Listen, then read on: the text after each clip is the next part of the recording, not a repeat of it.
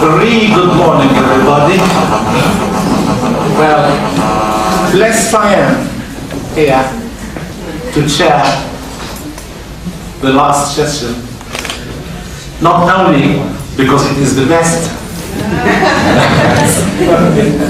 I'm not making any jealousy. Now, I hate it. Jealousy is intolerable for me. But to be here to introduce a special scholar, and here right, who is specialized in a special novelist, who is Thomas Hardy. Thomas Hardy, who is so close to me. I remember I read Jude the Obscure 40 years ago, and it still accompanies me, and you can feel the tears in my eyes. Professor Bessie was my companion at that time. That was 40 years ago when we read literature. I was more sensitive than you, I know that. And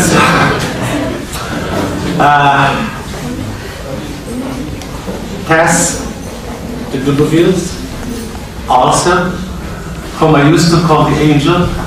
That was the time when I used to believe that angels exist. And so, bear with me and allow me to introduce Professor Jane Thomas, but I shall be here only a ventriloquist. I would love to her simply to introduce herself, but as a ventriloquist, I would ask you to introduce yourself.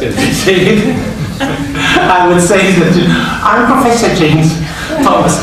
She is Professor Ridha of the early 20th century, and I had to check, to Google her in that University of Hull.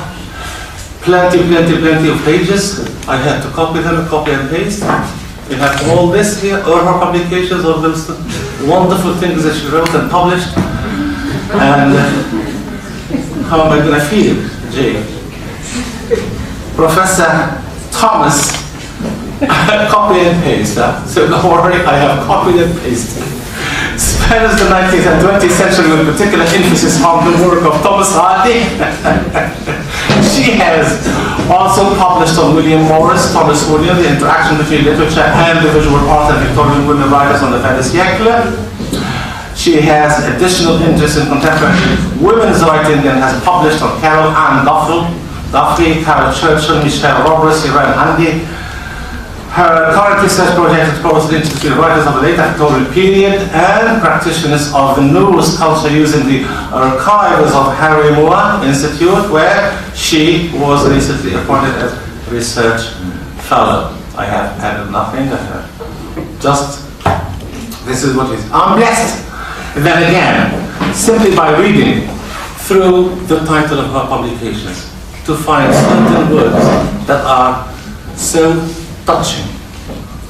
And I will go through those I have selected. You can guess, those who know me can guess which words and the titles that I'm gonna tell you which words are the ones that I'm really moved by. First one, these are the recent publications, Thomas Hardy and Desire.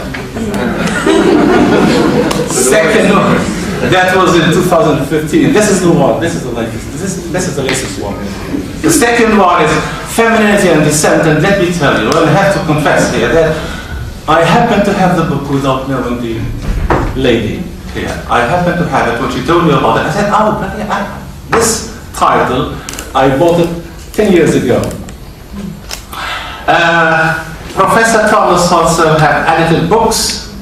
One of them, which I have selected, Thomas Hardy, The Well-Beloved. The second one is Thomas Hardy, A Changed Man. The third one is Thomas Hardy's Little Ironies. She is a forthcoming editor of Thomas Hardy, A Pair of Blue Eyes. The second one is 2014, edited on Tess, the Photography of the Angel. Plenty of chapters of books. I only choose one. The chapter is The Chant of Magic Words Repeatedly. As for her articles, plenty of articles. These are my choices. The third one, 2010, What Will Survive of Us? Thomas Hardy, Philip Larkin, and the Legacy of Art. Another one, Thomas Hardy and Desire, from Sappho to the Strangers. And the last one, which I have chosen, The Intolerable Wrestle with Words. So these are the articles that I have selected. I have been a little bit egotistic. And forgive me for being so intolerable, because this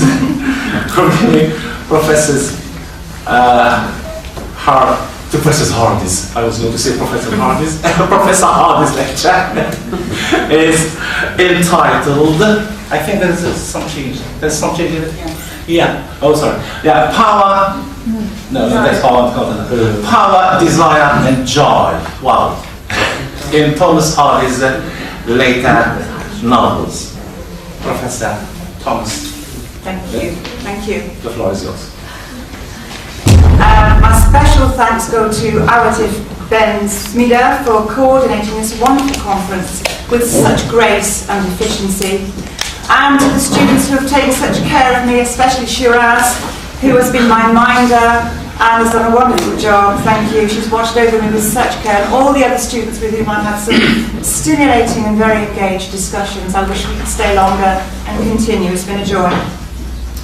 But I'd particularly like to thank Leila Awadi, who I remember with such affection from her time at my university in Hull. I would like to express my respect and my admiration for the scholar that she has become. This has been an exceptional conference, and I'm honoured to have been a part of it. Thank you very much, and thank you to all of you.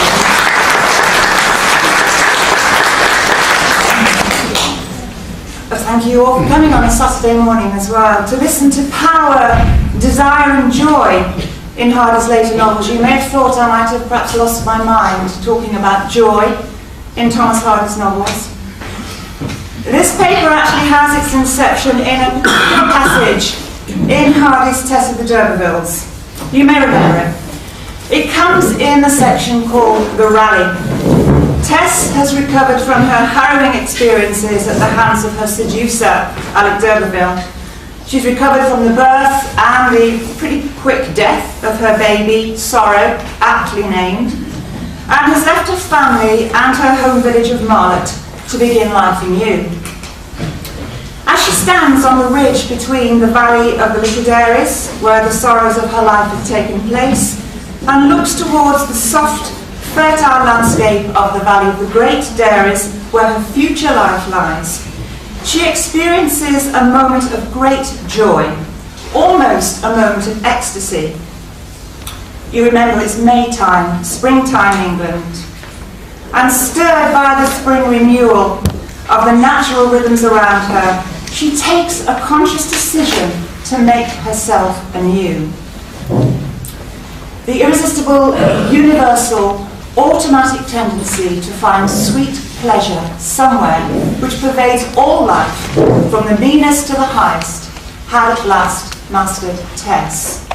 Being even now only a young woman of 20, one who was mentally and sentimentally not finished growing, it was impossible that any event should have left upon her an impression that was not in time capable of transmutation. Was once lost, always lost, really true of chastity? She would ask herself. She might prove it false if she could veil bygones. The recuperative power which pervaded organic nature was surely not denied to maidenhood alone.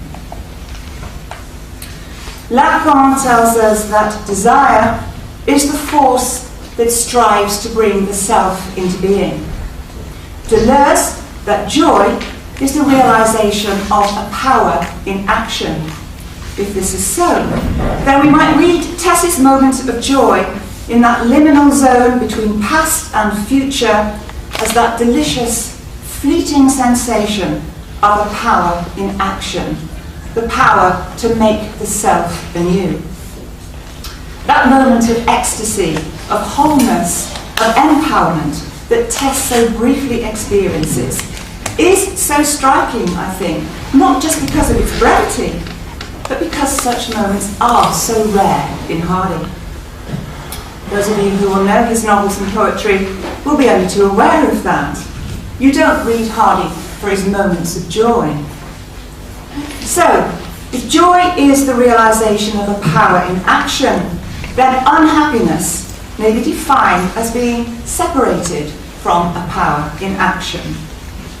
For Hardy, the human condition is defined by unhappiness, desire constantly deferred, by the sense of being separated from a power in action on the personal, individual level, by disempowerment. Endowed with subversive peripatetic traits and an inherent aversion to fixity, the flaneur or the flaneuse in City of Glass, Dubliners and Mrs. Dalloway rises as a defiant and rebellious figure, inimical to domesticity and malleability. Vested with intellectual, poetic and sexual prowess, the urban walker strives for transgressing and reciprocating the unidirectional power of the modern and postmodern metropolitan space through his or her subversive aesthetic appropriation of the urban cityscape, body and text. The urban texturology that transpires from these urban literary works hinges on the flaneur's unquenchable libido sciente and insatiable will to power. The protein nature of the flaneur and the genesis of the urban phantasmagoria. The earliest accounts about city walking can be tracked down to Aristotle's philosophical journeys into the city, where he would conduct discussions with his disciples while strolling along the alleyways of the Lyceum of ancient Athens. Yet it was in the 19th century that inaugurated the era of city flannery and gave it prominence as a literary and scholastic subject. In its first dictionary entry, the term flaneur designates a stroller or a lounger who aimlessly whiles away the time, an image that resonates with the myriad of 19th century urban texts. This emblematic figure pertaining to urban literature has elicited glaringly opposed literary and critical responses. Art for arts partisans deemed the flaneur as a bohemian artist, an acclaimed connoisseur of highbrow culture whose refined taste would allow him to revel in the intriguing beauty of the city. And encumbered by any sense of urgency, the pleasure-seeker city flaneur would stroll idly, hunting intellectual and visual material to ingratiate his artistic sensibility. Intoxicated as he is by the thrilling uncanniness of the metropolitan world, the flaneur would drag the crowd for intellectual food, as Benjamin Walter puts it in his Charles Baudelaire, a lyric poet in the era of high capitalism. In Paul Auster's City of Glass, the city flaneur assuming the role of a fictional detective, Mr. Quinn, finds in Mr. Stillman's inane deeds and frantic gesticulations an inspirational material for his much cherished red notebook. Similarly, the French naturalist writer Henri de Balzac paints the city walker as questing for visual and artistic plenitude, affirming that flannery is gastronomy for the eyes. A more idyllic and romanticized image emanates from Baudelaire's The Painter of Modern Life, where he features the city flaneur as follows. The crowd is his element, as the air is that of birds and water of fishes. His passion and his profession are to become one flesh with the crowd. Drawn on Baudelaire's portrayal of the flaneur as a roving soul adrift in the crowd, wistfully longing for his muse, Benjamin Walter. Far from being a simple reversal, this strategy endows the novel with provocative switches of perspective. Writing with the invaluable privilege of hindsight, Salim Sinai in Midnight's Children sets out, quote, to deflate the great ballooning fantasy of history and bring it down to a more manageably human scale. This critical venture seeks to undermine the pedagogical notion of time, chronos, and to substitute it with kairos as significant time, entwined with the life and death cycles of ordinary people, not heroic personages. Thus, Salim conjoins the private spheres of life with public history, creating the chronotome of the historicized body, which is alternately shielded from and exposed to the seal of authority and the brand of power.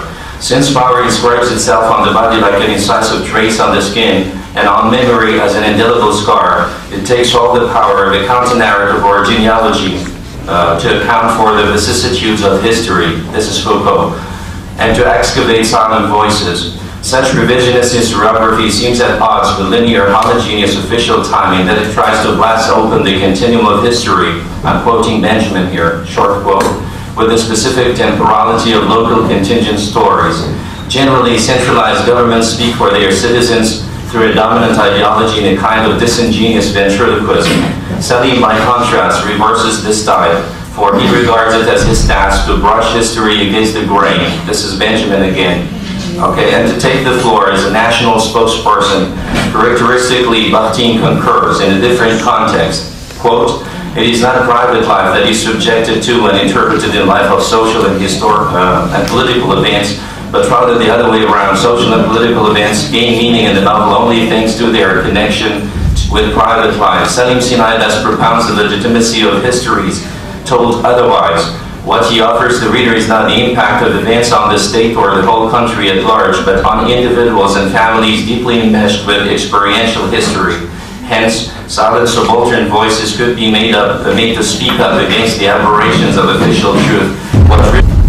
Power relations involve an individual or group who exercises power and uses every possible social resource to preserve it, and subordinates who try to impose limits on power. Max Weber defines power as the probability that one actor within a social relationship will be in a position to carry out his own will despite resistance, regardless of the basis on which this probability rests. Unable to seize that power, the subordinate group or groups act in accordance with that system because they think it's either legitimate, in this case they act with consent, or illegitimate, in that case they feel it's against their will. This is what Weber defines as authoritative and coercive power. Resistance goes hand in hand with power. Although distinct, they are so interdependent that we can barely understand power relations without the restrictions imposed by resistance to power. In fact, Weber acknowledges that domination, which is more precise than the sociologically amorphous concept of power, can be attained only when it attempts to resist any limitation imposed by resistance and triumphs over it. The exercise of power over others presupposes that both parties in any power paradigm accept, at least temporarily, the authority exerted by the more powerful. Usually, the powerful party sends explicit messages and/or embedded codes to regulate power relations in a way that fits its approach to authority. The subordinate's failure to decode those messages, whether intentionally or not, would generate situations that vary from misunderstanding to conflict to violence. Whatever the outcome, power relations in a social system are asymmetrical and reciprocal. They are asymmetrical insofar as there is an ambivalence between the way authority is exerted by the powerful and the way the subordinates react to that authority. They are also reciprocal in the sense that no matter how small resistance might be, the subordinates' mere involvement in power relations grants them a degree of power. Based on Weber's asymmetrical and reciprocal power relations, the paper presents the way fatherhood uses religion for empowerment in the Irish family.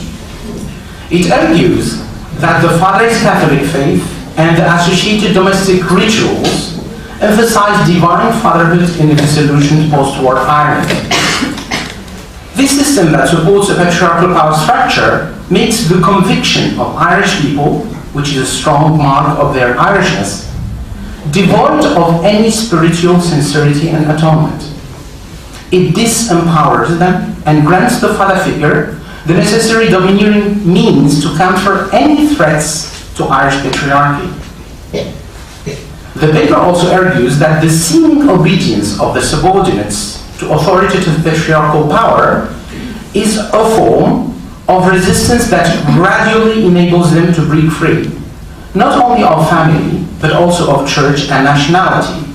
In doing so, they change the power paradigm of the Irish family, forging a unique sense of belonging and identity, and causing the collapse of the ideology of traditional Ireland.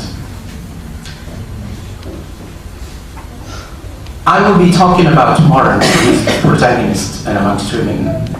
He's an ex-guerrilla fighter who believes in the Republic, but the 1921 treaty with Michael Collins and his companions did not fit his intentions. The war over, Moran should have come to the very top in the army, but he doesn't know the right people to climb the ladder. The new generation of Irish Johnnies took over from the British and filled key positions in the new government. Moran's military intellect when partaking in the war and his long suffering against the Black and Tans springs from the principle that fighting is part of a dream that sustained his harsh days during the war. A dream in which he will presumably be given the chance to play a role in the new Republic. The outcome of the war is just a meager country. The Republic seems so far-fetched that it remains only in Moran's thoughts. His compensation for the years of suffering and deprivation is as inconceivable as his idea of the Republic itself. The Free State, instead of rewarding him, ignores his years of service and returned his hopeful gaze with a non-reciprocating look.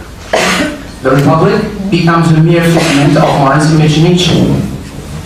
Deeply humiliated and injured, Moran immediately creates his own republic and makes isolation one of his fundamental banners to ensure that he gets a reciprocating look. Thank you so much, everybody. We have no more than 15 minutes or 20 minutes. Is it 20 minutes? 20 minutes for discussions, and I hope that we will try at least to make it vivid, lively, intriguing questions for the speakers. It comes by the end of the paper concerning the marketization of higher education. And she asked us whether it is the same condition here in this part of the world. My answer is yes. We are facing the same challenges in terms of marketization of knowledge and higher education, with one difference.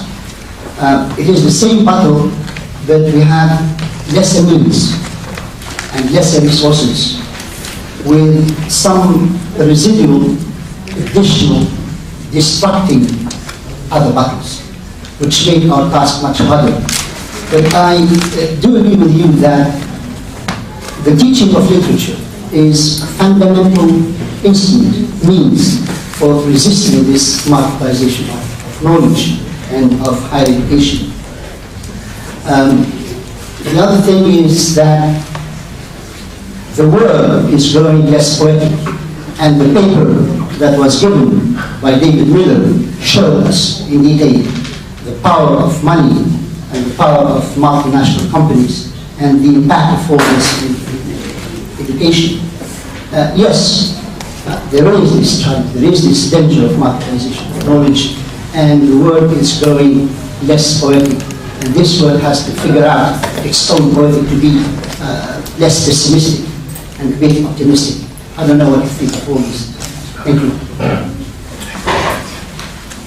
I agree with you. Hopefully that came through in my paper. I hope so.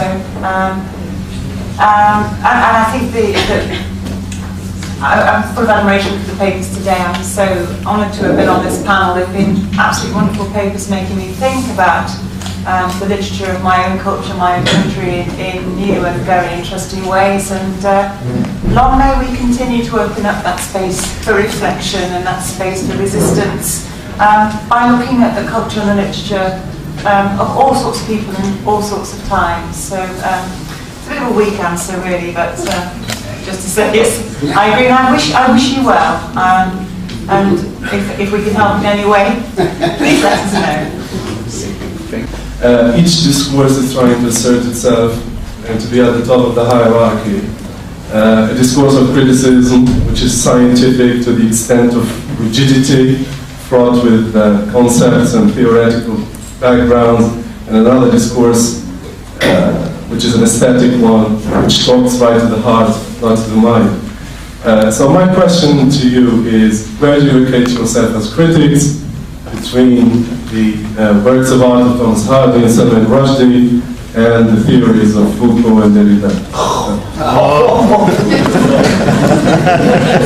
In a sense, establishing our own will to knowledge and our own will to truth, and that we must be able to allow those discourses to be in their sense overturned. I don't want to be waxed Foucauldian in this way, but I see the role of the critic as opening texts up to different ways of reading that might be competitive, that might be antagonistic to one another, but nevertheless perhaps liberating, as Bart would say, the limited plurality of meanings within a text, rather than closing them down to any one reading. I don't know whether that... So try to be creative with our criticism instead of constrictive. Yeah. Does that go some way? Yeah. My question goes to Dr. Avril. I was delighted by your paper. I absolutely loved your paper. Not only because I come from the same part of the world as John McGavran, actually. He's just came a few miles from me at home in Ireland. But my question is, I was really interested in the intense work you were doing, very detailed work you were doing on the rosary. And I was thinking about the shape of while you were giving your paper, the shape of the rosary beads themselves. Of course, they form a circle, and then you've got the beads at the end. This idea of the circle of the family. I wonder, have you any comments on that, please? When Michael Martin was about to die, this is the idea, Rose took over, and she was actually able to grasp that power from the very logic of the rosary itself, because the order of importance was first given to the father, but later on it's Rose who took over. This is the idea. First of all, I'd like to thank you on your presentation, especially for bringing up such an exquisite book, which is one of my own favorite books, and I share this love with my dear teacher, Salma. So in the context of power and counter-power, you notice in the title that this Avril reveals struggle, or restless struggle, which is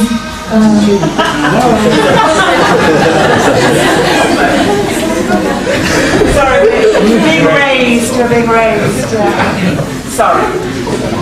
In the context of power and counter-power, in the novel we notice that Tess of the reveals restless struggle to escape from societal confinement is crowned by moments of resistance, such as her elopement with her lover and her desperate stabbing of her husband. But at the same time, we notice that it is doomed to fail right from the start. We refer to the minute description of nature and the grim or pessimistic mood. So my question is, how different is or peculiar Thomas Hardy's portrayal of this real character of rebellious and representation of women in general from the typical 19th century representation of women? Especially that, I mean by typical, the tendency to categorize women as either utterly self-abnegated or rebellious, with the only means of escape in rebellion would be either to become murderers or suicide. Yeah. I can't really answer it in terms of all the representations of women in the 19th century, but I mean, Hardy is a very contradictory artist, as you will know. He doesn't necessarily. He's a true critic, true critic really. He doesn't really give us answers so much as raising questions, I think. And when you think about that provocative beginning, Tess of the D'Urbervilles, a pure woman faithfully represented, he sticks that in deliberately, and boy does he get him into trouble. And then at the end he puts, the president of the Immortals had ended its sport with Tess. You think, oh no, why put that in when you've struggled to show how her struggle is so grounded in patriarchal ideas. I think there are several things going on in Hardy. I think on the individual level, we get that sense of Tess being alienated from her body. Not repressing it so much like Sue, because it depends on whether you think she was seduced or raped, or whether you give her agency in her relationship with Alec and her relationship with Angel. But throughout the novel, we get that sense of her being alienated from her body. Remember, she has this conversation with Derriman Crick where she says, oh, you know, sometimes we can actually escape from our bodies completely. We just have to lie down and look at the stars, and then suddenly we're away from our bodies completely, looking down on them, and we don't need them at all. And at that time, Derriman Crick is making a gallows out of his knife and fork, as if to anticipate the fact when she will be separated from her body, and in the most obvious sense, she's going to be hanged. So I'm not how I'm answering your question. I'm not sure how I'm answering your question. It's very complicated, I think. But I think one of the things that gets me about the criticism of Hardy is this emphasis on pessimism and nihilism and hopelessness, which I simply don't see there. I just think he's opening up all these different ways of thinking about the human condition, particularly in relation to women. Does this answer your question? Probably not. Thank you very much. Good morning, everybody. For those who know me, they know that I'm a linguist, but as you can see from the title of my presentation today, I'm not going to talk about linguistics. Instead, I'm going to talk about reform projects in the higher education sector. Can you hear me? Yes. Yeah, okay, excellent. So I'm going to talk about higher education sector, the Tunisian higher education sector. I'm going to talk about the reform projects that have been conducted since the 1990s up to now. And I'm going to say that these reform projects ended up by reaching the opposite of the desired results. And for the sake of not being too pessimistic, I'm going also to say that the quality assurance projects as a project, is a powerful target, and that in a way it is capable of healing the higher education sector and put it back on the right track. So in order to make my point, the structure of the presentation will be as follows. I'll start by talking about the reforms in the higher education sector. So HE stands for higher education. Then I will argue that these reforms represent counterpowers, and I will try to present a tentative evaluation of these reforms. Then I'll move to the presentation of the quality assurance project, which is one independent component of the reform projects, but that I still consider as the positive part and the powerful engine of the higher education sector. Then I will conclude with some recommendation for the so-called 2020 action plan. For the sake of introducing the Tunisian higher education system, and in order to make this system, in order to introduce it at least for our guest speakers who maybe are not familiar with the Tunisian higher education system, I'll use some figures.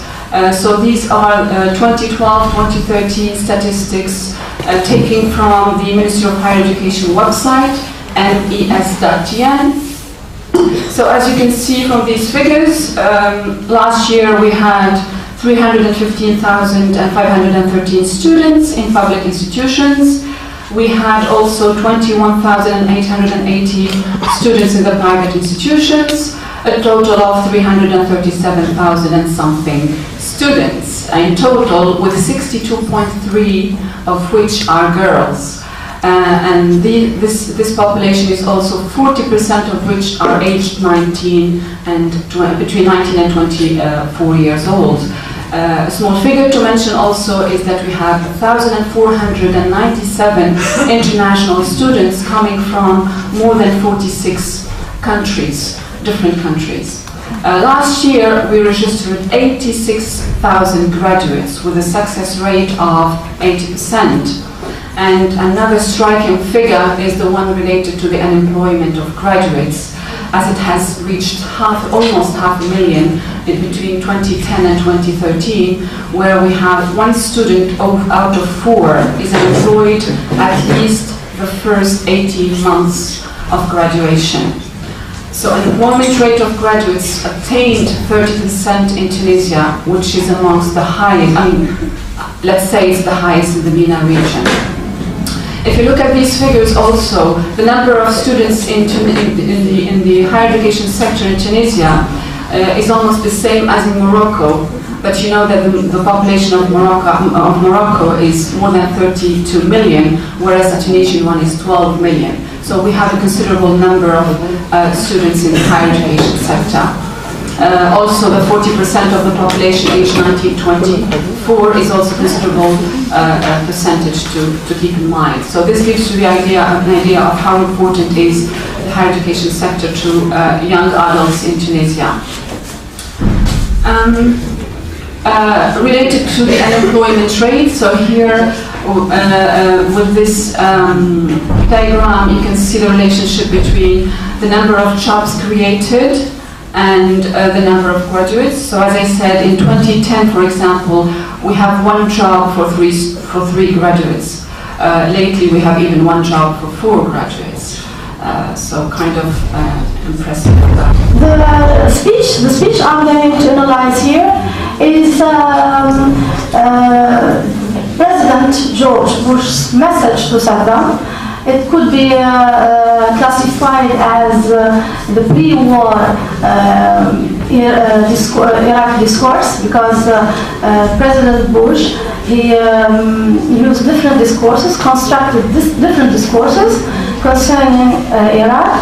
We have the discourse before the war, when the war is underway, and the post-war Iraq. Here I selected one speech which I downloaded from the internet. It's on March the 17th, 2003. It's a few days before he bombed Baghdad, and it's a warning to Saddam. Why I'm choosing this speech? Because I'm going to explain, to fill the gap concerning modality, mentioning as soft power. We couldn't expect a warning to be soft. This is a warning, however, it utilizes, it is rich in soft tactics that reflects George Bush's skill, let's say language skill, which in turn reflects his political skill. So to begin with, I'm going to start now. So this research consists in analyzing, as I told you, Bush's political speech. It's about the Third Gulf War, and more specifically, it's about the way George Bush views or portrays Saddam Hussein and his regime. The speech is selected because it is a message from President Bush to President Saddam. It is very strategic, and it is political in the broadest sense of the word. Here I'm going to shed light on the issue of modality as expressed by the use of finite modal operators from systemic functional linguistics. I'd like to explain the word modal operators, finite modal operators. This is what is widely known as modal auxiliaries. Some refers to this as modal verbs, modal auxiliaries, and since I'm sticking to Holiday, and my reference here is Fairclough, who draws heavily on systemic functional linguistics, headed by Holiday, I have to use the terminology used by Holiday, which is finite modal operators, widely known as modal auxiliaries. So it analyzes the speaker's use. Here we have one speaker, Bush. His use of modality to indicate degrees of commitment to the truth value of his proposition expressed by or via model operators. A special focus is placed upon the aspect of modality as related to power. I'm Ridha from the Arab Institute for Human Rights, and I want to thank Dr. Husseina for her presentation. Actually, as an institute, like I'm working for the Arab Institute for Human Rights, and it's an institute that is specialized in providing human rights education and reforming curriculums, not only in Tunisia but also in the Arab region. My point of view is that for real reform, like in order to implement a real reform for education sector, we cannot only focus on reforming institutions without focusing on the curriculums in one hand. And the second part is on focusing on the integration of students at different levels in the processes of reform. My question is there, I noticed from the presentation that there were no integration for the students, but I want to ask about the will to, if there is any willingness to do that. What about the studies that the students do in their master's and in their PhD studies about in the educational sector, and how that is integrated, like what the master's and PhD students do at the universities, how the ministry in Tunisia benefit from those studies, what studies, what advice for the students in the university are done in order to benefit from like the process they are studying, and what we can reform in the university. Well, I disagree. I think it's up to each institution to work on its own curriculum based on the needs of the institution and the context, the region, the quality of its students, the quality of its teachers. It's up to each institution to offer a specific curriculum, and that's what's going on in top 5 universities in the world, if not the top 100. Every institution has to, frame its curriculum, take into consideration various aspects. This is one thing. The second thing, well, in terms of master and PhD students, there is a big problem of supervision, and there is no, well, it depends. I mean, I'm taking examples of humanities and languages because this is the area of, my area of expertise. Well, master students do master students because when they finish their licence, they're not attracted by the job market. So instead of waiting, as I said, the waiting is up to 18 months minimum, and this is for science and engineering students, let alone language students, our students here. So because instead of waiting for a job, they move to the master degree. Sometimes maybe they're not appealed to do a master degree. Sometimes they want to stop studying and go and find a job because they need to support their families, or they need to just be inserted in the job market. And also, if we look at international international universities and how they perceive master and PhD students. Let's take the UK system, for example. Once students finish their bachelor, they are encouraged to go and look for a job. Let's take English teachers, for example. They're encouraged, English graduates, they're encouraged to go and teach, even as a volunteer teacher in Africa, get the experience, and then go back and do a master. The same thing for master students. They are encouraged to go and teach, then come back and do a PhD if you feel that you need a PhD, or if you feel that you want to do a PhD, because PhD is not simple. So our students are not really convinced that they need to do a master or do a PhD. They're not sure that with a PhD they will find a better job. It's because they're waiting. And while waiting, let's do a master. That's the problem.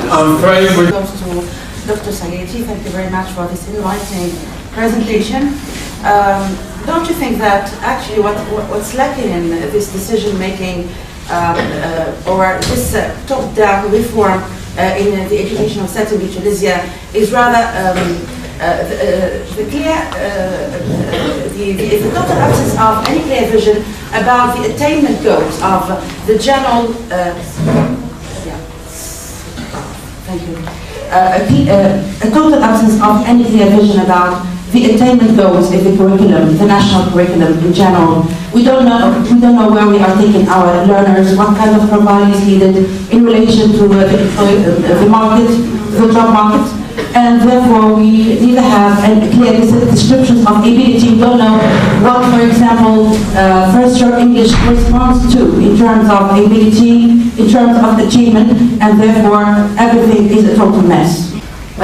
The national vision in terms of building a knowledge-based economy. If you take this as our vision in higher education, we need to help the nation build a knowledge-based economy. And in order to do that, in order to succeed in building a knowledge-based economy, we need to train, to prepare, to produce graduates to be highly qualified workforce.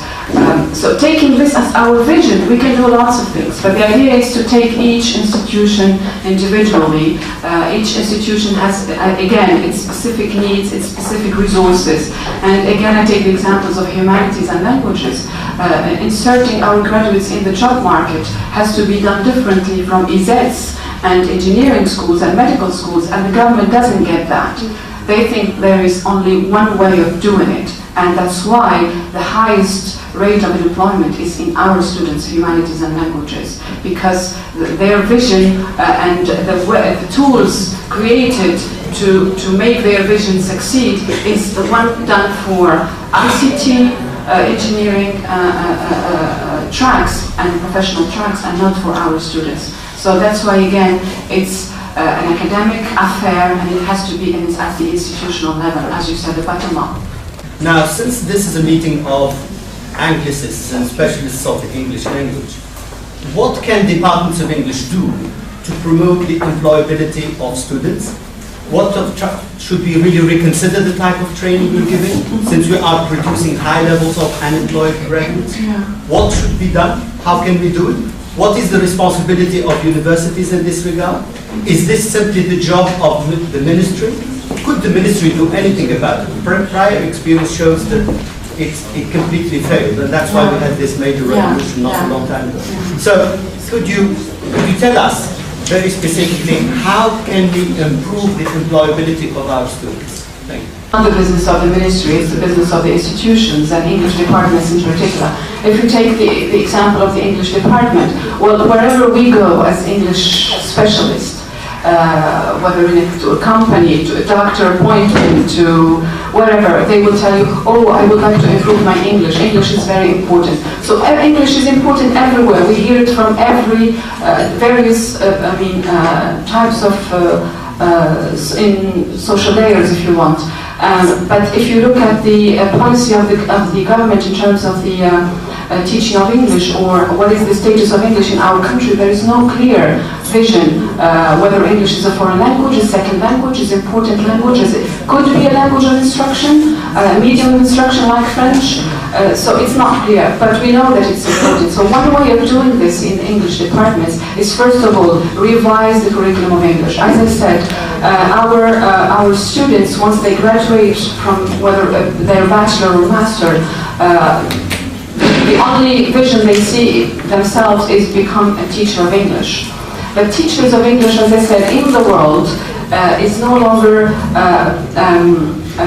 prepared and trained and produced the way we produce English teachers.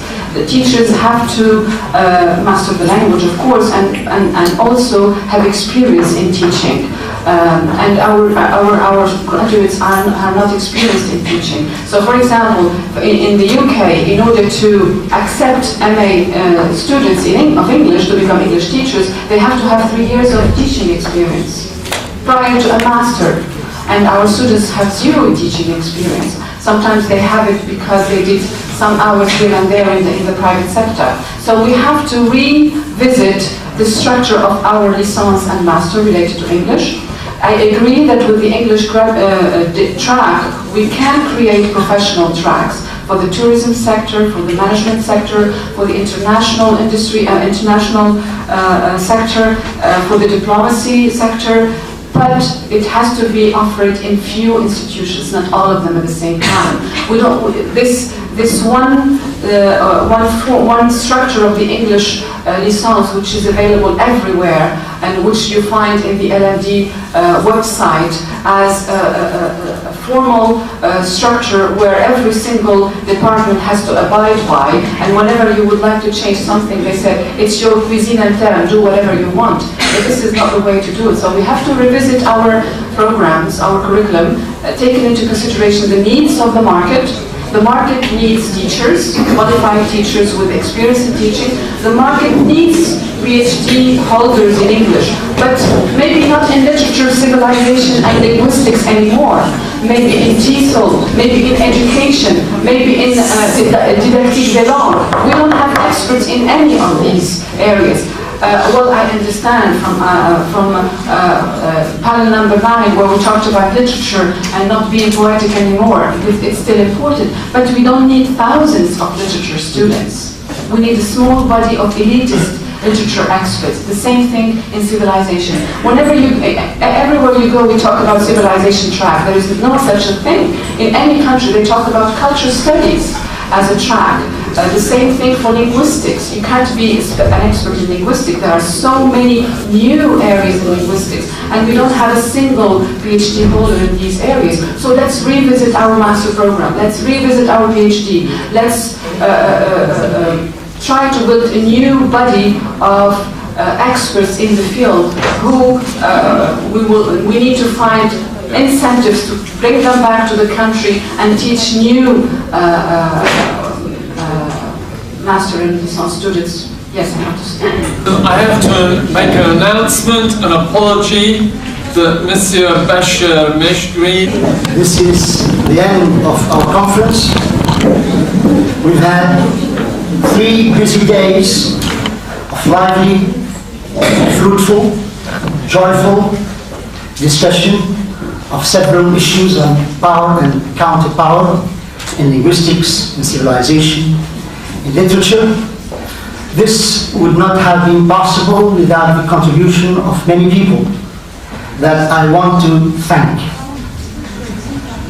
First of all, I want to thank our invited speakers, all the participants, and mainly the organizing committee and the coordinator of this organizing committee, to whom we owe so much. Hawat Smida, will you come please? I want you to give her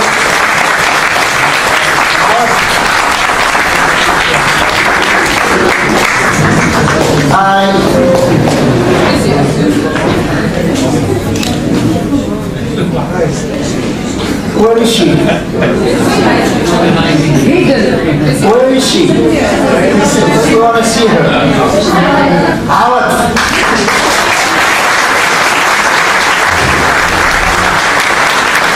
Standing ovation for Howard.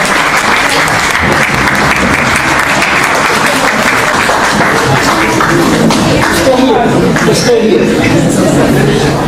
Do not even think of organizing a conference without having Awad from your team.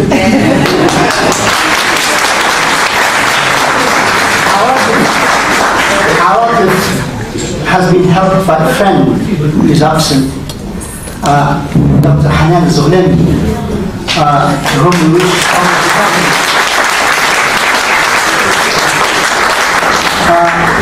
there is a team of volunteers with Hanan. Will you please come here?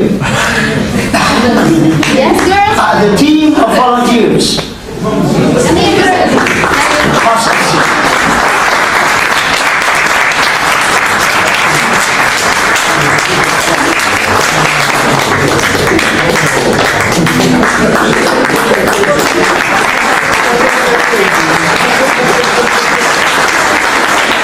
I would also like to thank our students who made of this conference a real success. You did not fail us. Thank you so much.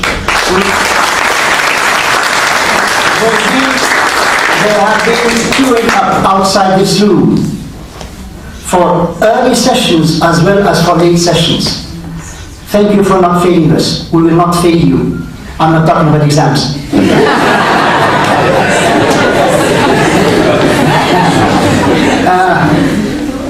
I wouldn't forget our technician who will leave a trace of this conference, Monsieur Ridha bin Yahia.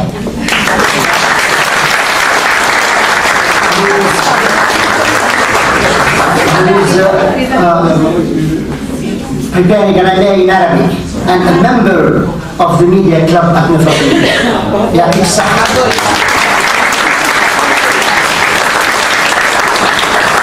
Last but not least, Naaman and Ramla, Egypt.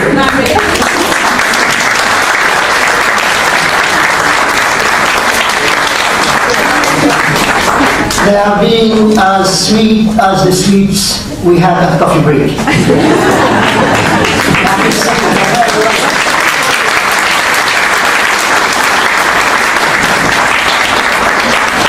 So the conference has come to the end. We will meet soon to start thinking of another theme for our next conference. And we will be glad to see you again at Avril as participants in our next conference. To all of you, thank you very much. We wish a safe journey back to those who are going back to their country and cities. Thank you so much. And with my best wishes and the best to all of you. Thank you so much.